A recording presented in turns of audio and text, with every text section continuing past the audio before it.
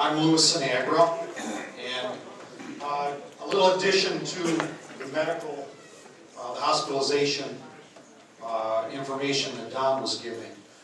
My information that I got today was October 1st, Blue Cross Blue Shield switched the group numbers, but they haven't sent out the new cards yet. And they're not planning to send out the new cards until open enrollment is over, which could take a few months. I've heard of one person who has had a problem where they rejected the claim, although Blue Cross says that if you use your old card, it should be all right. But we've already had one person that we know for sure that had a problem. So hopefully, I'll keep talking to the persons downtown, and maybe we can get something taken care of. What they don't want to do is have to issue a set of cards. Open enrollment occurs, and then in a short period of time have to issue another set of cards. But I'll keep talking to the persons down there and see if we can get something resolved. As far as your question, I believe that we are working well with the board. We've been received well. I believe we've been received well. I'm not speaking for Mike, but I think the relationship has gotten better since we've been on, and I expect that it will continue to improve, and I see it getting better. We're also working on having a little newsletter. I don't know for sure when or if it will materialize, but it's something that we're looking at. Just something quarterly that we would issue just to keep members updated on what's occurring in between the times that we're coming here. And I'll let Mike talk. Thank you. Hey, Mike. Good evening. Whoa, back.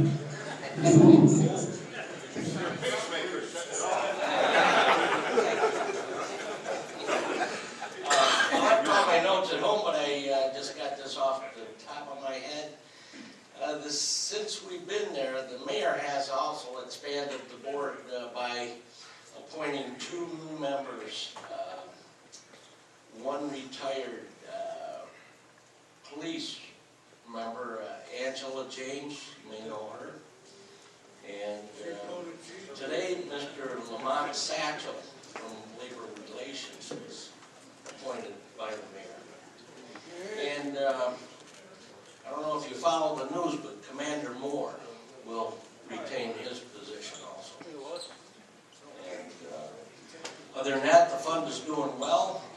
As they tell me, I wouldn't pretend to tell you I know how to read all the actuarial reports, but the fund is doing well, and pretty well all I got to say, other than there's a lot of lawsuits, and we're paying a lot of lawyers, and we're trying to recover money.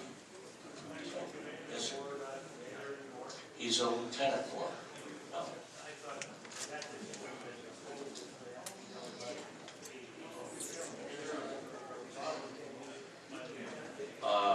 I'm not the person to ask about that, but I'm sure it's being addressed.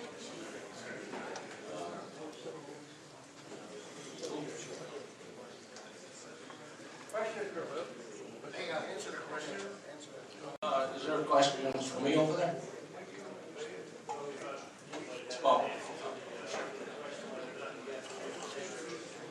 At this time, the charter, the pension charter, states that the vacancy, you can't replace the person because of a change in grade or rank. So, because of that, at this time he's not going to be changed. That's the way it's written in the charter. For me or Mike? Okay. The existing, the mayor just appointed 2 additional positions on the pension board. Are the existing positions that were... No, these are new, these 2 new created positions. he created these 2 new positions. We are now a 14-member board.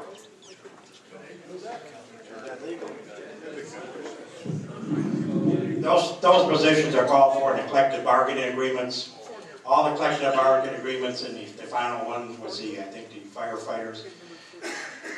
In there it specifies that the city of Detroit, the mayor's office has a right to appoint and have an equal number of elected members with appointed members. That's the way the contracts read. So when we had a law passed that we had 2 people put on from representing the retirees, under the contract provisions, they have a right to have an equal number of appointees.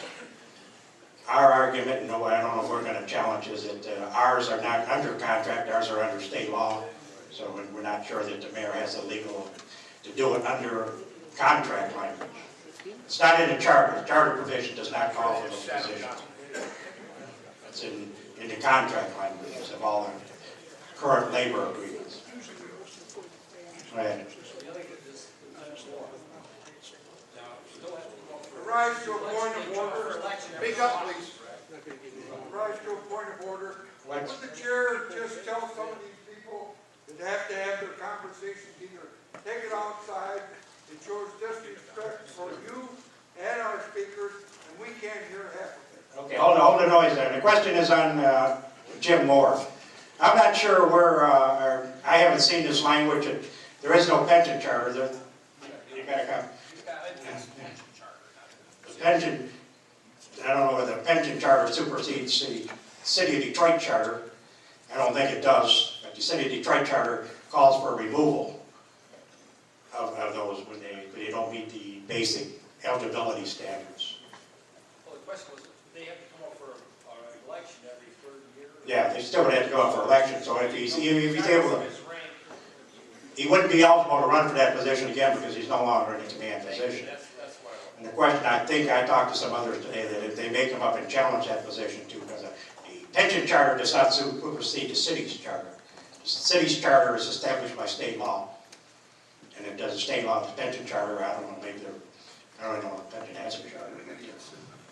The cities have charters. So And I stand corrected.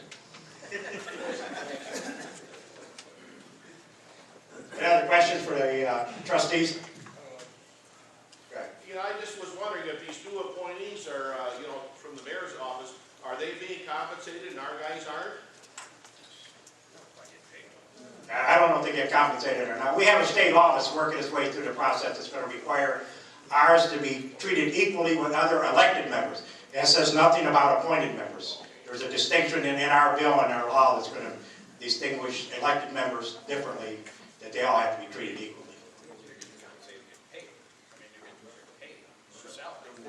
Yeah, and that's what, if you read the law, Bill 1189, it defines compensation, whether they're paid a stipend or if they're carried work at a taxpayer's expense. And that's what our other legislation is about in my answer now. Anything else? Okay. I believe Angela James is a member of our organization. It could be. They can appoint, the mayor can appoint anyone he wants to appoint. Those are appointed positions. And our law and our charter calls for 2 elected, 1 elected retired fire, and 1 elected retired police. If you want to appoint more members of our, that's fine. Thank you.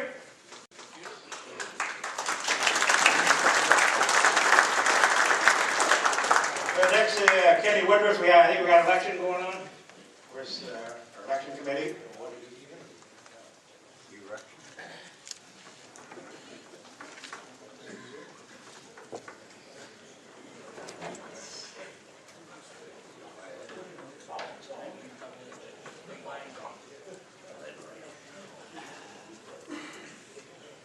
As in November, it's election time. This started over on the west side. This is for the Police Benefit and Protective Association only. You have to be nominated for the position, you have to be a member of the Police Benefit Association and a member of this organization, which I know everybody here hopefully is, but you also have to be a member in good standing. At the October meeting, nominations on the west side were taken for 2 positions that are up for election. Andrea Andrea Zinser was nominated, and Jean Zuska was nominated on the west side.